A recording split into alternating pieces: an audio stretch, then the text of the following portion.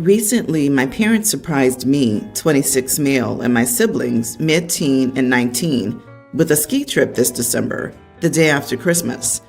My parents offered to pay for my expenses and said my wife, 24, was welcome to come, but she'd need to pay her own way. My wife and I are okay financially, but with the trip being so close to Christmas, we wouldn't be able to afford to pay for her to go. Despite this, I really wanted to go on the trip, as it's always a dream of mine to go on a trip like this. My family grew up dirt poor until I was about 15, when my parents' business took off, and now they're extremely comfortable, can afford to pay for trips like this for us. They could certainly afford to pay for my wife to go, but they've always been this way when it comes to paying for things for me versus my wife. My parents think it's only fair to pay for me when we go eat or when we go on trips, because they still pay for my siblings. I don't ask them to, but it's nice to save money. So on every trip, they'll pay my way room and board, excursions and meals, while my wife is expected to pay her way. This started before we were married. This has always bothered my wife, especially after we got married, and they still excluded her. So in these past 2 years since we married, I've tried to limit the trips since they bother her so much. But this is a once-in-a-lifetime trip for me, so I thought she'd be supportive of me going, but she's very upset and hurt. She wants to go on the trip, but as I said, we just can't afford it, which she understands. She told me she does want me to have this experience, but she's sad because she thinks my parents purposefully exclude her. Am I the idiot for choosing to go on this trip and leave her behind? I still have time to cancel on my parents, but I know they'd be sad. Well, apparently your parents being sad trumps your wife being hurt by your parents' deliberate hurtful actions to exclude her. You're well aware that your parents are intentionally excluding your wife, and apparently this is definitely not the first time. And you don't understand why she's so hurt and upset about this, especially when it's during Christmas. Think about it, dude. Think really hard. You are the idiot. Seriously, you're a 26-year-old grown man. Worry about upsetting your wife, not your mommy and daddy. Also, the way he says that she'd have to pay her own way. Nah, dude, you're a package deal. If your parents only pay 50% of your costs for going together, then you, as a couple, have to pay the other 50%. It is absolutely not on her alone. I wonder if they'll pay for his divorce. This could be happening sooner than later. They will. These types of in-laws are always willing to pay for divorce attorneys. My ex's parents were. You are the idiot, OP. Are you kidding? Once in a lifetime? It's supposed to happen with the person who you're spending your life with. This has always bothered my wife. Why isn't it bothering you? Family trips include the entire family. Your entire family is you and your wife. Going on this trip is a mistake for you. In my opinion, for your wife, it might be the time she needs to gain perspective on how much she can depend on you, her partner. Right? This would bother me immensely. I can't even imagine my parents doing this to my wife. I would not take a trip without her, especially during the holidays. It would be so sad. It's so cheap and tacky of his parents, and I would be embarrassed and tell them to either extend the invitation to both of us or not at all. Also, it's a ski trip. They must not be that rich if this is once in a lifetime. Why on earth would they pay for you and not your wife? That's absurd. What's their logic? They want to ensure the wife understands that they don't consider her to be part of the family. Also, to show her repeatedly that her husband loves them more than he loves her, and he loves the money and trips more than he loves his wife. Honestly, OP should go on the trip and tell his wife up front, me having a good time and getting what I want will always be more important than supporting you, and my parents' cruel whims will always be more important than your feelings. It would be the kind of hard slap of reality we sometimes need to see that the person we gave ourselves to will never give anything back, and his wife deserves to waste as little of her future with him as possible. This all started 17 years ago when my friend and his girlfriend, now married, gave birth to my daughter, Jasmine. They had a baby they didn't want and gave it to me. I was friends with this guy for a couple of years, and my wife was infertile and was devastated we couldn't have kids. So they gave us the baby. And life was good until the global issue hit. It hit hard for us, and my wife lost her job. Thankfully, I got a better job and made enough to support our needs and barely scraped by for my daughter's tuition. Now, on the other hand, my friend and his wife are living on cruise ships. He makes a lot of money, so much that he basically lives on cruises and owns a nice condo in Honolulu. They wanted to visit my daughter, and during dinner, fancy restaurant paid for by them, offered to pay 20% for my daughter's tuition. My daughter said, why not more than that? And they told her she wasn't their responsibility, as they gave her to my wife and me. Dinner was very awkward after that, and outside I called my friend an idiot for not paying my daughter's tuition. I said he makes very good money and he can afford to pay the tuition. He told me off, left, and returned to his fancy condo. While my daughter was in her room crying, claiming she hated her father, so much so that she blocked all contact with her biological parents and claimed she hated them and never wanted to speak to them again. I don't know how I'll cover the 50 grand. It's basically half my salary over 2 years. So, am I the idiot? Edit. They offered to pay 20% of her tuition and to pay off her dorm on campus or an apartment off campus. They also wanted to give her $5,000 to spend on food, which I think they need to send more. They also paid for 75% of the daughter's car. They have been incredibly generous, despite having no financial obligation to you, and you still demanded more? These people gave you the gift of parenthood when you were struggling with infertility and weren't sure if you'd ever have a child. They literally gave you their child and trusted you to be a good parent to her, rather than giving her up for adoption elsewhere. And now you're acting like they're idiots for not bankrolling you as a parent. You are the idiot. You wanted their child, which means she's your responsibility. 20% was very generous. Also, if she's getting a dorm plus stipend, then they're paying for more than half, close to 75% for a state school. What about the money you were supposed to put in as a parent? Good job for being entitled and raising an entitled daughter. Agreed. But the grossest part of all of this is that you don't even see that you're literally negating your own parental connection to your daughter for a money grab. You're saying that she's your daughter, except when you want money from your well-off friend, and then she's his? It's beyond horrifying. In fact, they've raised an entitled child who will now have to spend her life unlearning the horrible lessons she was taught. I was shocked friend offered something at all. The way my eyes bugged at the why not more. Can these people get any more entitled? And now you get 0%. Exactly. The whole panic of how will I pay is ridiculous. You had 17 years to plan for this eventuality. OP, do what every other parent who does not have a wealthy friend does to manage their child's education. You should have been saving money, or take out student loans, or apply for scholarships. That man is not her parent. If he were, you wouldn't be. My 30 female, husband 49, and I've been married for 2 years. We have a baby that's almost a year old. I have 2 kids, Rory, male tween, and Emily, female the same age as Rory, of my own. My husband has 2 sons from a previous marriage, young male teens. My kids had to share a room since they were born, but once I got married, we moved to a bigger house, and they could have their own rooms. My daughter was happy about it, but my son had difficulty adapting to it.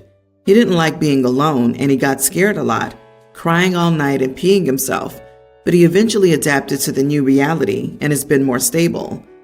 My husband's sister is getting married in Hawaii, and the whole family is going there for a big destination wedding. The idea was for the kids to share rooms in sets of 2. Emily would have to stay with one of my husband's nieces. Rory would share a room with one of his stepbrothers, and the other one with another cousin. But that didn't work.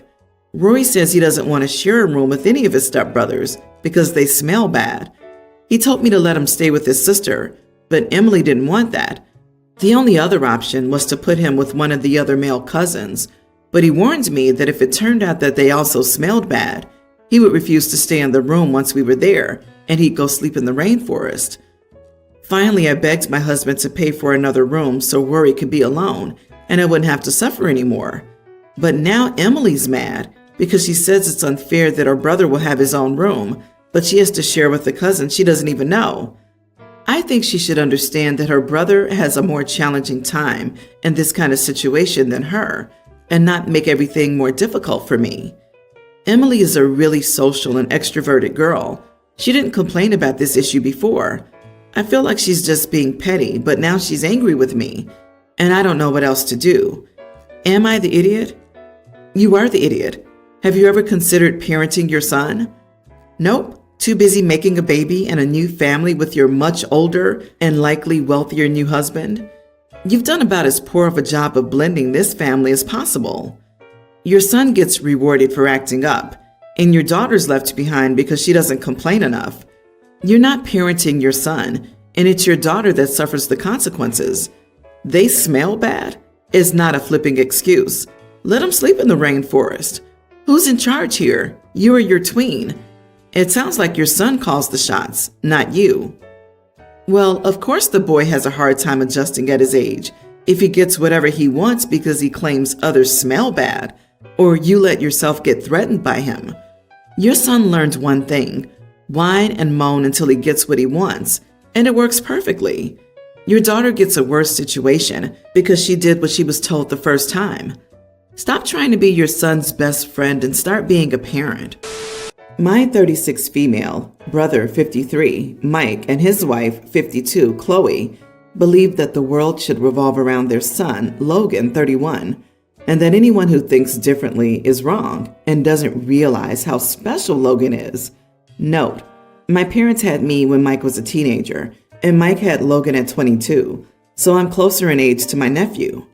Logan, Mike, and Chloe tell people that Logan does freelance for a living, which is code for Logan being unemployed, playing video games, and generally living like a teenager off school. Mike and Chloe handle all of Logan's adult responsibilities. They send him money every month so Logan can pay rent and have fun. Chloe will cook most of Logan's meals and drop them off at his house. She'll do and drop off all his laundry as well. Mike and Chloe tried getting me to fork over money for a Vegas vacation because I had just taken a trip to Fort Lauderdale, and it's not fair that Logan doesn't get to go on vacation as well. I told them heck no, because Logan's a 30-year-old man, and I'm not going to pay for his vacation. Mike and Chloe told me how selfish and awful I was toward my own nephew. Mike and Chloe also expect other family members to cater to Logan this way and react the same way if someone else isn't revolving their life around Logan. So naturally, our relationship is very strained. We keep our interactions very superficial, and we don't see each other unless we're all at a family event. We were at a baby shower for Mike and my cousin a few days ago. Mike and Chloe came up to me just to criticize me for attending Anna's, Logan's ex-fiancée, hooding ceremony. Some background information is that Anna was given a list of marriage demands from Mike and Chloe. They expected Anna to provide 3 meals a day and do all the chores while still working full-time. Logan had told Anna that he supported himself through his freelance work. Anna didn't know until then that Mike and Chloe were sending him money monthly and handling all his responsibilities. Logan always insists on going to her house. Anna noped out of that relationship, and Anna and I are still friends. I told Mike and Chloe that I'm an adult and can be friends with whomever I want. They raised their voices and said I'm disrespecting them by speaking with Anna after she abandoned Logan and can't see how great he is. I told them that for crying out loud, Logan isn't special and he's an overgrown child. They may have deluded themselves, but stop being mad that nobody else is enabling their fantasy. Family members are divided on what I said. Some agree with what I said because they're tired of Mike and Chloe's demands that everyone's life must revolve around Logan, and it had to be said. But others are saying that it was supposed to be a nice family event, and even if I don't mean it, I could have just said sorry instead of causing drama. Am I the idiot? It's not fair that you can go to Vegas and Logan can't. In the name of family, you should support Logan? Cue the tiny violins. You are not the idiot. If they ask you to fork over cash again, just act all innocent and say, I'm not paying for a grown man. He should use the earnings from his freelance work and pay for it himself, and then excuse yourself from the conversation. It needed to be said. You don't need an apology for who you're friends with. I don't blame Anna for noping her butt out of there. I'm surprised she stayed long enough to even get to the fiancé stage. Logan is an overgrown child, and his parents have done him a huge disservice in preparing him for the adult world. Anna dodged the bullet. Even if Logan was diagnosed with developmental delay or whatever, the goal would still be to encourage him to be as independent as possible. This will eventually get old, and they'll get tired of caring for their adult-age little kid. It will be a rude awakening for everyone. I am one of 6 kids, but the story is about my younger brother, 40. I have 4 kids. My brother has 5. We don't get together often because my girls and his oldest don't get along, and because we're a 4 hours plane ride away from each other. My son's birthday is around Thanksgiving. We're always with my family on Thanksgiving, and we always have a big family party for his birthday. My brother is a busy person. He owns a large company, so I was asking him what day he'd be available for the party. Unfortunately, he wasn't available any day, which I thought was weird, considering he always tries to meet with me and the rest of our family around Thanksgiving. Then I got a text from a mutual friend asking what I was wearing to my brother's wedding and if I had any ideas for a gift since she couldn't find a registry. I asked her what she was talking about, and my friend told me he was getting married. I didn't even know he was engaged. He told us last year that he was in a relationship and that they just had a child together, but nothing about getting married. After some digging, I discovered that the wedding would be on my son's birthday, and only 2 of our siblings and their kids were invited. I thought this was incredibly rude of him, so I told the entire family at Thanksgiving that he was getting married, when, and where. Some family members made an appearance at his wedding, and he found out that I was the one who told them about it. He called me the next day screaming at me for ruining his wedding, and then blocked me on everything. I'm starting to feel bad, so I wanted to know if I was the idiot. Edit: my brother didn't want a small wedding. There were at least 300 to 400 people at this wedding. Second, the wedding was on my son's birthday, which was very close to Thanksgiving. You are the idiot. Holy moly! Clearly he has a reason for not inviting you and the other family. Maybe do some self-reflection on that. You maliciously told your family and they crashed his wedding. I hope your apple falls far away from the tree. Yeah, I'm also not buying the excuse. Well, I only told them because it's my kid's birthday. Nah, OP told everyone because OP found out that they weren't invited to a wedding that they didn't know about via text and acted like a child. No wonder he didn't invite them.